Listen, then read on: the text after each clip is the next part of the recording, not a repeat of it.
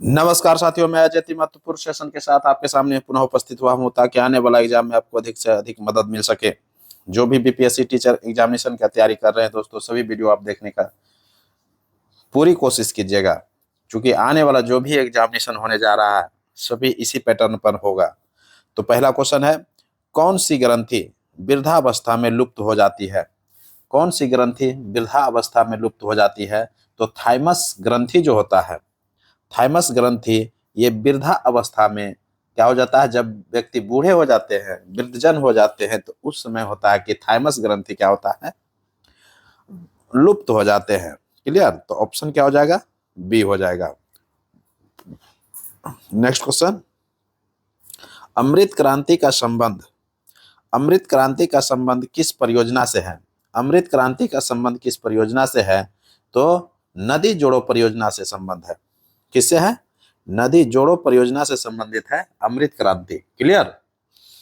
Next question, पारा कितना degree पर जम जाता है? पारा जो है कितना डिग्री ताप पर क्या होता है, जम जाता है? तो -39 डिग्री सेंटीग्रेड पर जो है ये क्या हो जाता है, जम जाता है। ऑप्शन ए हो जाएगा। क्लियर? नेक्स्ट क्वेश्चन है, नदियों में जल प्रदूषण की माप किसकी घुली हुई मात्रा से करते हैं? नदियों में जल प्रदूषण की माप किसकी घुली हुई मात्रा से करते हैं? तो ऑक्सीजन जो होता है, जब नदियों में ऑक्सीजन की मात्रा जब घुला हुआ रहता है तो उसी के घुली हुई मात्रा से हम लोग क्या करते हैं, जल की प्रदूषण को ज्ञात करते हैं। तो ऑप्शन क्या हो जाएगा? ऑप्शन हो जाएगा बी, ऑक्सीजन की घुली हुई मात्रा से। क्लियर? नेक्स्ट क्वेश्चन है,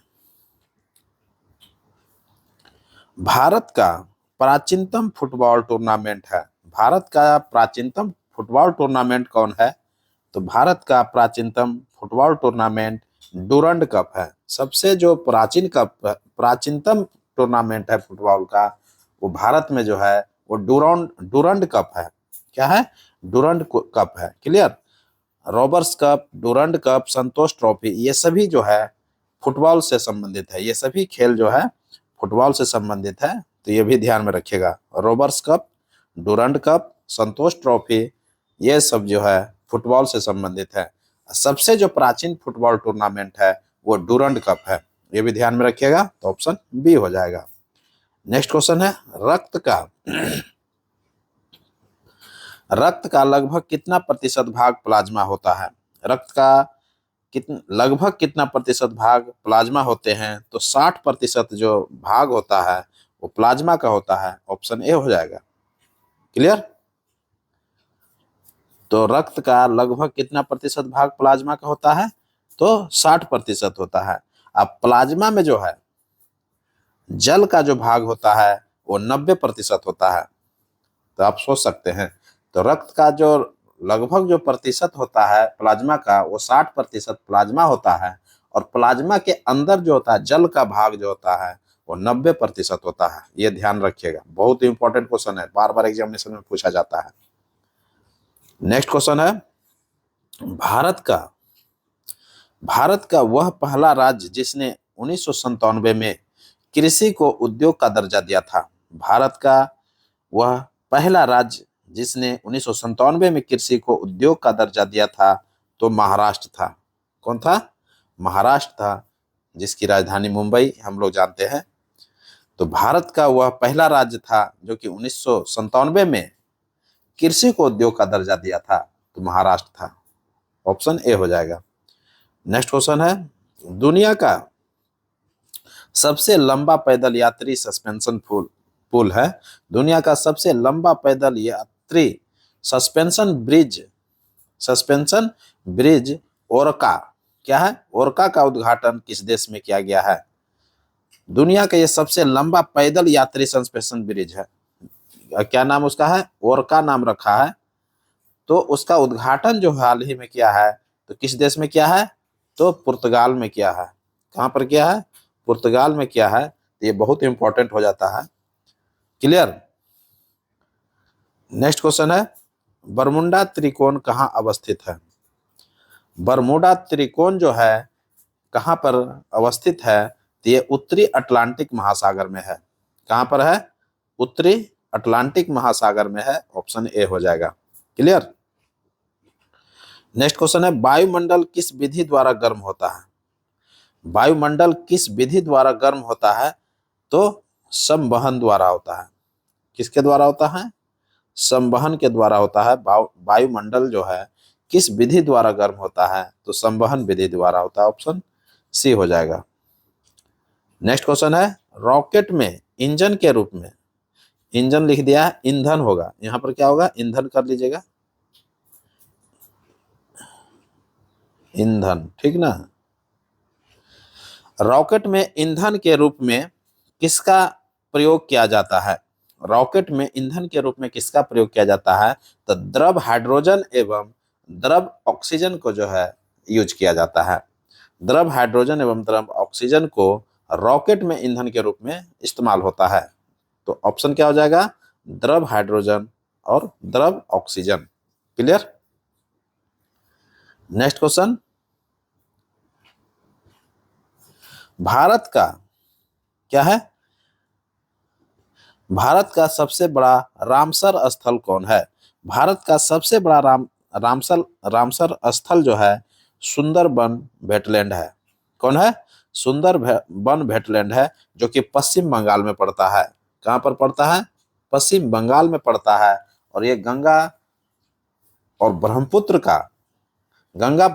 के संगम पर ये रामसर स्थल है। ये तो बहुत बड़ा है, कहता है कि भारत का यह सबसे बड़ा रामसर स्थल है, जो कि सुंदरबन वेटलैंड के नाम से जाना जाता है, जो पश्चिम बंगाल में है। क्लियर। तो ऑप्शन ए हो जाएगा।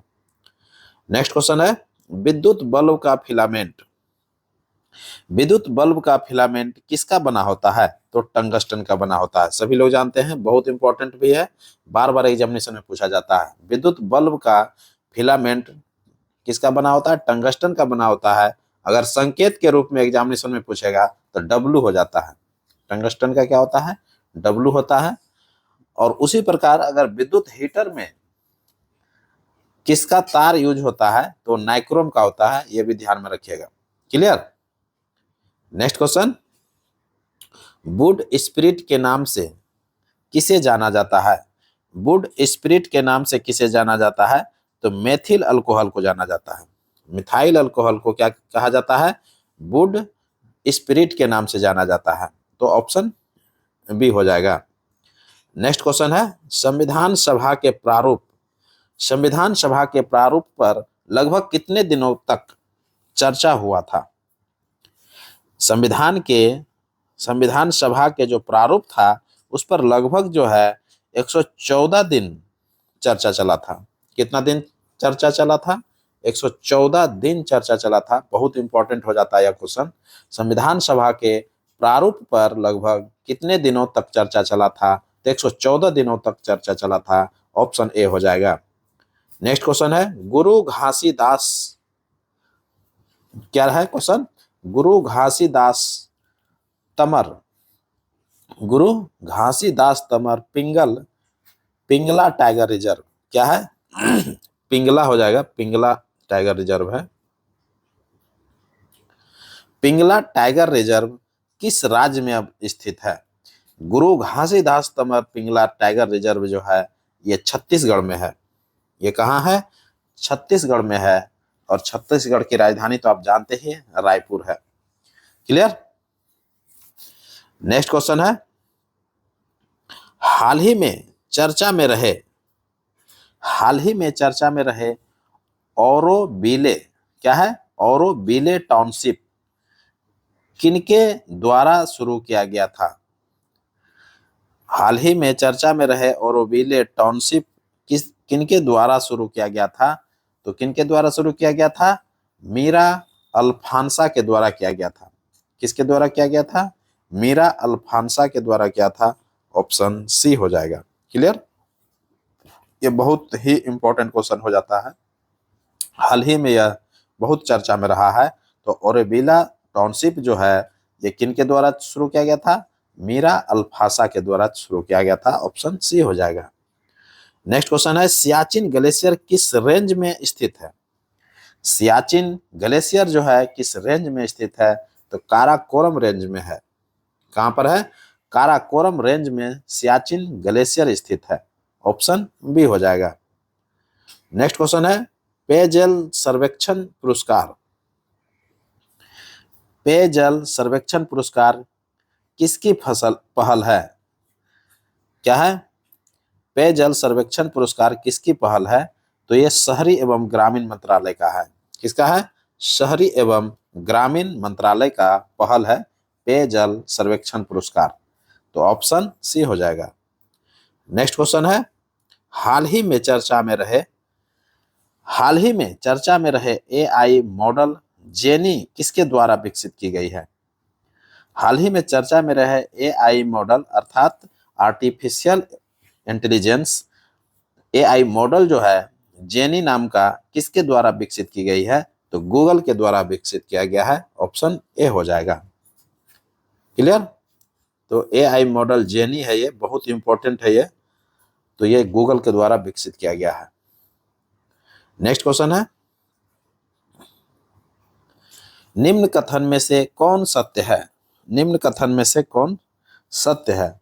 तो एक एक करके हम लोग कथन देखेंगे और प्रत्येक कथन पर हम लोग डिस्कस भी करेंगे। तो पहला ऑप्शन है केन नदी यमुना नदी की सहायक नदी है। बिल्कुल सत्य है। केन नदी जो है यह यमुना नदी की सहायक नदी है। ऑप्शन ए सत्य है। दूसरा है उजनी बांध महाराष्ट्र में है। उजनी बांध कहाँ है? महाराष्ट्र में है। यह भी सत्य है। क्लियर? तीसरा ऑप्शन है अर्जित कुल राजस्व और कुल लागत का अंतर किसी फर्म का लाभ होता है। अर्जित कुल राजस्व और कुल लागत का अंतर जो होता है किसी फर्म का लाभ होता है। यह बिल्कुल सत्य है। तो उपर्युक्त में से ये तीनों कथन सत्य है। तो ऑप्शन क्या हो जाएगा? ऑप्शन डी हो जाएगा। उपर्युक्त में से एक से अधिक हो जाएगा। क्लियर? नेक्स्ट क्वेश्चन है island on the air. क्या है? Island on the air IOTA island on the air program किससे संबंधित है? यह जो संबंधित है रेडियो के शौकीनों को जोड़ने की पहल है। जो रेडियो जो सुनते हैं उनके जो सुनने वाले शौकीन लोग हैं उनके जोड़ने का एक पहल है। तो रेडियो के शौकीनों को जोड़ने की एक पहल है। तो ऑप्शन क्या हो जाएगा? ऑप्शन ए हो जाएगा। क्लियर? नेक्स्ट क्वेश्चन है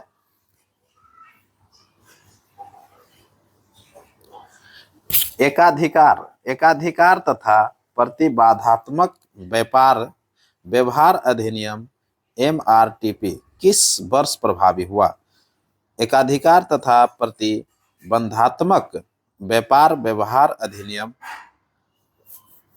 किस वर्ष प्रभावी हुआ? तो 1970 में प्रभावी हुआ था। ऑप्शन ए हो जाएगा। क्लियर? नेक्स्ट क्वेश्चन है 2011 की जनगणना के अनुसार 2011 की जनगणना के अनुसार किस राज्य की अनुसूचित जाति की जनसंख्या दर्ज नहीं की गई थी? 2011 की जनगणना जो हुआ था तो कहता है कि किस राज्य का अनुसूचित जाति SC जो शेड्यूल कास्ट होते हैं इसको जो है क्या क्या था? दर्ज नहीं किया गया था। तो नागालैंड राज्य था। ऑप्शन ए हो जाएगा। क्लियर? नेक्स्ट क्वेश्चन है गरीबी रेखा की अवधारणा पर चर्चा करने वाले प्रथम राजनीतिक व्यक्ति कौन थे? गरीबी रेखा की अवधारणा पर चर्चा करने वाले प्रथम राजनीतिक व्यक्ति जो थे वो दादा भाई नौरोजी थे। ऑप्शन सी हो जाएगा। क्लियर? नेक्स्ट क्वेश्चन है टाटा एयरलाइंस का शुभारंभ मूल रूप से कब हुआ था? टाटा एयरलाइंस का शुभारंभ जो है मूल रूप से कब हुआ था? तो मूल रूप से जो टाटा एयरलाइंस का शुभारंभ हुआ था कब हुआ था? 1932 ईस्वी में हुआ था। कब हुआ था? 1932 ईस्वी में। क्लियर? तो ऑप्शन क्या हो जाएगा?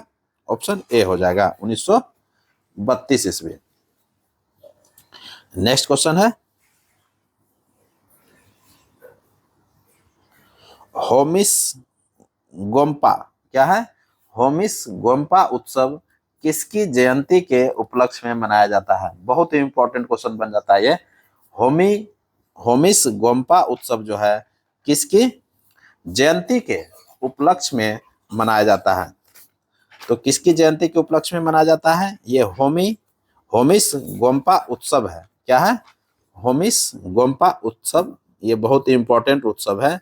तो कहता है किसकी जयंती के उपलक्ष्य में मनाया जाता है? तो ये गुरु पदम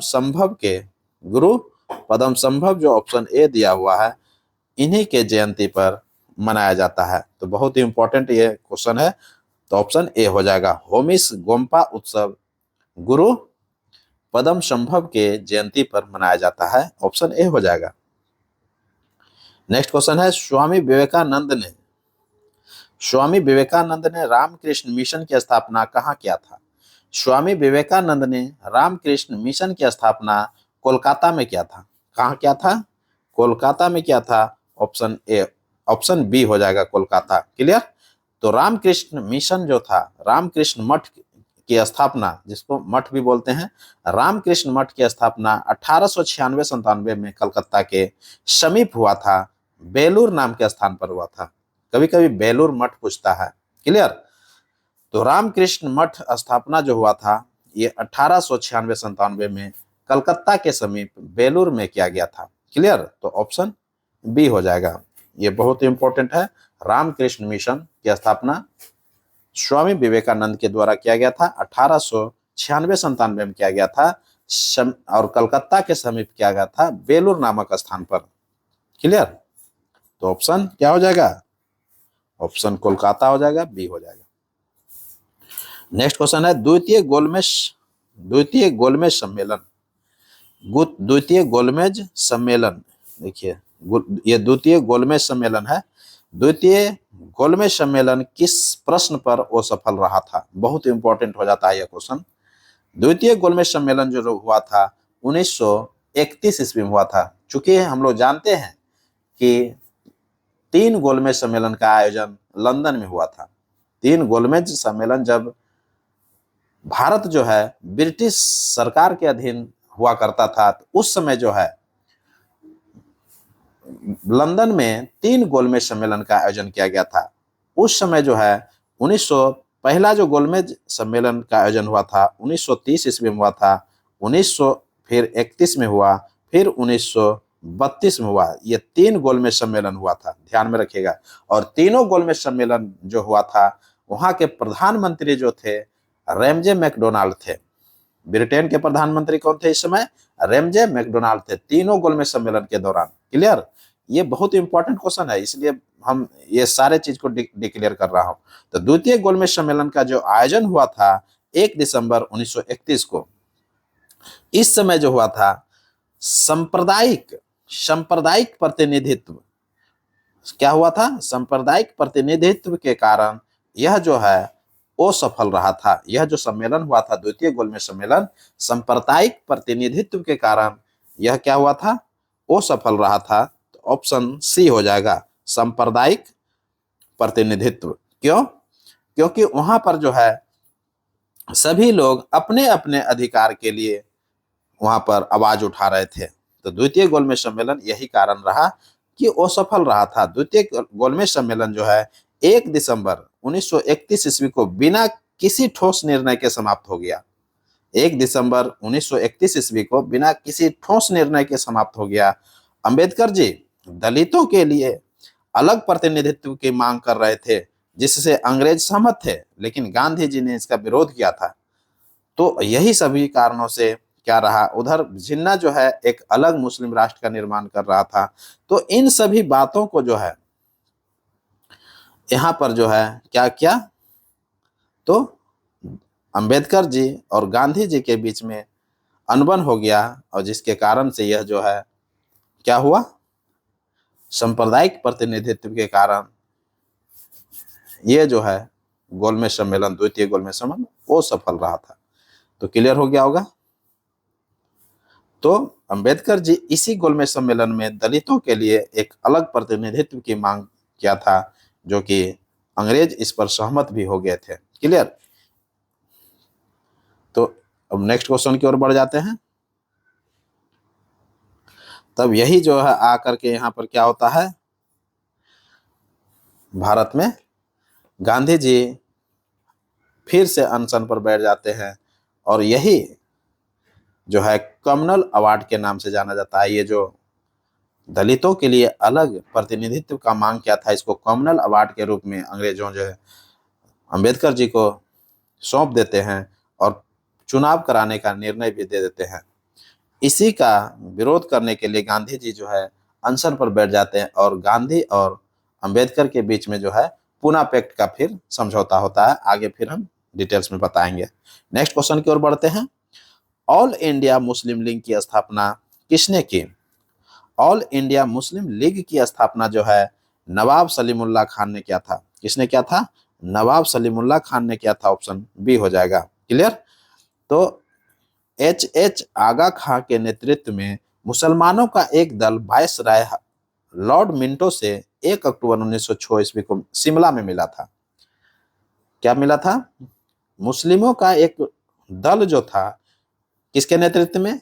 एच आगा खां के नेतृत्व में। सिर्फ आगा खां आप लोग जानिए, आगा खां के नेतृत्व में उस समय वायसराय जो थे लॉर्ड मिंटो थे, मिंटो से 1 अक्टूबर 1906 को शिमला में मिला। इस प्रतिनिधि मंडल ने वायसराय से अनुरोध किया कि प्रांतीय, केंद्रीय एवं स्थानीय निर्वाचन हेतु पृथक सांप्रदायिक निर्वाचन व्यवस्था मुसलमानों के लिए की जाए।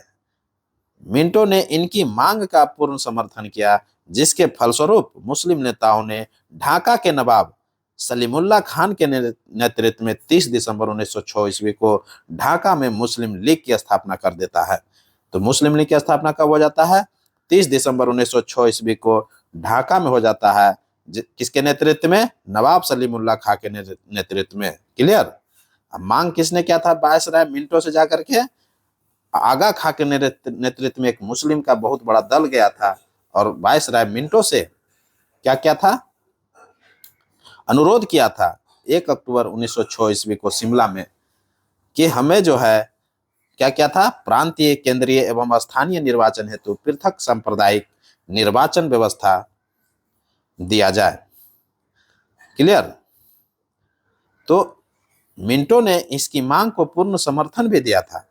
यही कारण रहा था कि मुस्लिम नेताओं ने ढाका के नवाब सलीमुल्लाह खां के नेतृत्व में 30 दिसंबर 1906 ईस्वी को ढाका में मुस्लिम लीग की स्थापना हो जाता है।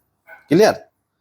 यहीं से जो है एक नए राष्ट्र का निर्माण होने की संभावना बढ़ जाती है और जाकर के 1909 ईस्वी में यह क्लियर रूप से देखने के लिए भी मिलता है।